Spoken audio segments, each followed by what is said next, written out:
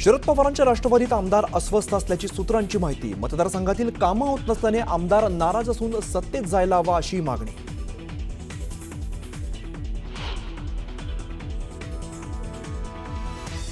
शरद पवार आणि उद्धव ठाकरेंच्या पक्षातील अनेक जण भाजपामध्ये येण्यास उत्सुक, तर शरद पवारांना आम्ही युतीसाठी कुठे आमंत्रण दिलं, जिथे आहे तिथेच राहून लढावं, गिरीश महाजनांचे टोले।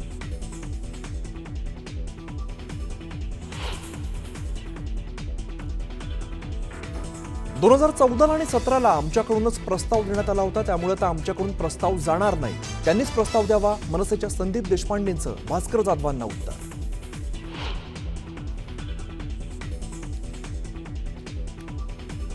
कर्जमाफीची तारीख जाहीर करण्यासाठी बच्चू कडूंचं सरकारला 2 ऑक्टोबर पर्यंतचं अल्टिमेटम, अन्यथा मंत्रालयावरती धडकणार।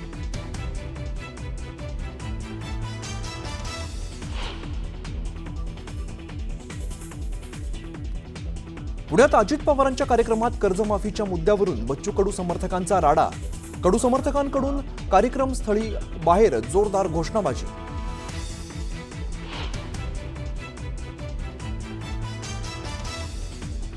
कर्जमाफीचं आश्वासन आमच्या जाहीरनाम्यात नव्हतं, मंत्री अतुल सावेंचं मोठं विधान।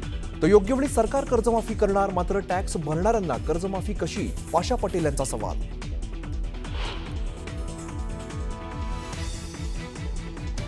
विक्रोळीतल्या पुलाच्या उद्घाटनावरून भाजप आणि शिवसेनेत श्रेयवादाची लढाई। वेळेआधीच शिवसेनेकडून पूल वाहतुकीसाठी खुला।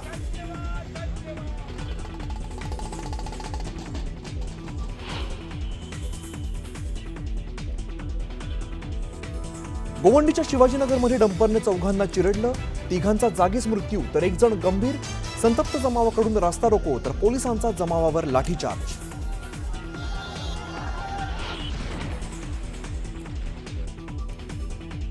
मध्य प्रदेशातील बालाघाट जिल्ह्यामध्ये मोठी चकमकीत सुरक्षा दलाकडून 4 माओवाद्यांचा खात्मा, सर्च ऑपरेशन सुरू।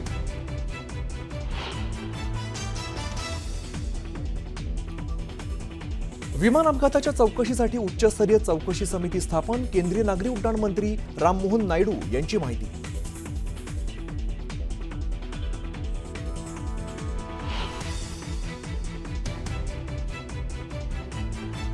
इस्रायलच्या हल्ल्यानंतर आता इराणचा इस्रायलवर जोरदार पलटवार। इराणने इस्रायलवर डागली शेकडो बॅलिस्टिक क्षेपणास्त्र, तर इस्रायलने हल्ले परतवून लावल्याचा केला दावा।